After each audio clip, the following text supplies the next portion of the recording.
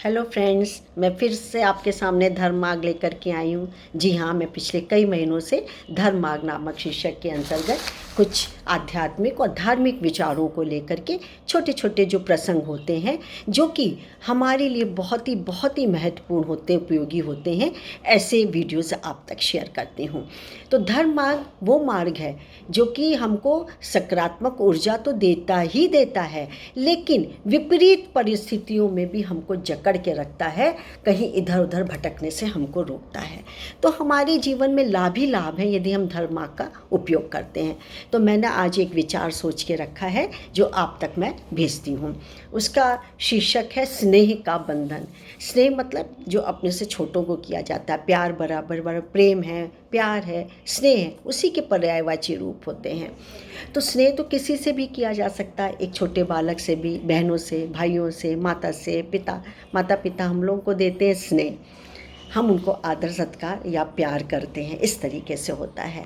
तो प्रेम से बड़ा कुछ भी नहीं है, स्नेह से बड़ा कुछ भी नहीं है। ठीक है, आज के ज़माने में दौलत, नाम, संपन्नता सब कुछ चाहिए, लेकिन यदि स्नेह का अभाव है हमारे जीवन में तो कुछ भी नहीं होगा। तो स्नेह का बंधन क्या है ये जानने की कोशिश करते हैं। ठीक है, और इसको हम तक पहुंचाया है डॉक्टर राघवेंद्र शुक्ल जी ने। राघवेंद्र शुक्ल जी, आपका बहुत बहुत शुक्रिया, आपका बहुत बहुत नमस्कार कि मैं आपकी बात लोगों तक पहुंचा रही हूँ। तो चलिए शुरू करते हैं। स्नेह का बंधन। प्रेम एक ऐसा प्राकृतिक योग है, एक सहज आध्यात्मिक अनुभूति करवाता है। इसका वात्सल प्रतिदर्श है स्नेह। ममता की छाँव में स्नेह का पवित्र बंधन किसे अपने आंचल में नहीं समेटता। इस संसार में कोई अभागा ही बचा होगा जो स्नेह से दूर है या दूर रहा हो। प्रायः सबके मन में अनेक भावनात्मक संवेदनाएं तरंगों की तरह आती जाती रहती हैं। इनमें स्नेह का स्थान अत्यंत कोमल व स्थिर पाया गया है। माता पिता एवं भाई बहन का स्नेह तो स्वाभाविक है, लेकिन इसकी सीमा का विस्तार सर्वत्र होता है। साथ ही भाभी का स्नेह माँ के स्नेह से कम नहीं होता। साहित्यकारों ने इस पर महान ग्रंथों की रचनाएं कर डाली हैं। कवियों ने वात्सल रस की सुरसरी में स्नेह का संगम कराया है, जिसमें अवगाहन कर लोग अपने को धन्य मानते हैं। महाकवि तुलसीदास जी ने मानस में सीता माता के चरित्र से लक्ष्मण को पुत्रवत स्नेह का अद्भुत दर्शन कराया है। स्नेह का संबंध या बंधन भिन्न भिन्न भांति से लोगों तक पहुंचकर अकल्पनीय सुखानुभूति का माध्यम भी बनता है। जब तक स्नेह का हाथ सर पर न हो, किसी को मानसिक चैन कहाँ। समाज में चहुँ ओर एक शांत उमंग दिखाई देती है। शोधकर्ताओं का कहना है कि यह सब स्नेह का प्रभाव है।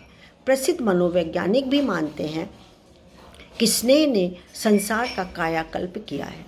स्नेह का बंधन जीवन में व्याप्त कटुता, वैमनस्य, घृणा, प्रतिरोध व आक्रोश को समाप्त करने में सबसे सफल कारक माना है। यह लोगों में आपसी सौहार्द का पूरक है।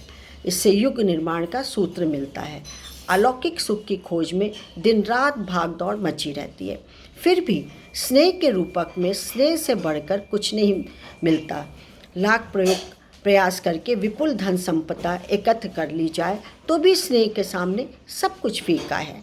स्नेह के समक्ष किसी ऐश्वर्य की कल्पना व्यर्थ है। नक्षत्र मंडल में ध्रुव तारा अटल है, उसी तरह जीवन में स्नेह अविचलित है। यह संचारी भाव लोक में कल्याणकारी है, संकटों को तिरोहित करने वाला है। सुबह से शाम तक यह संबंध सभी पीड़ाओं का हरण करने वाला है। हरण करने में समर्थ यही तो है प्रेम और स्नेह, और निराश लोगों के लिए ये दवा औषधि के समान है।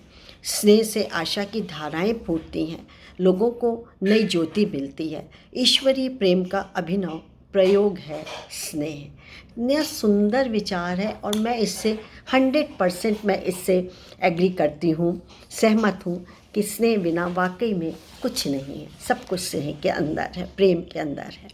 आज के लिए इतना ही। अच्छा लगा हो तो ज़रूर लाइक और शेयर करिएगा। तब तक के लिए मुझे आज्ञा दीजिए। नमस्कार, थैंक यू।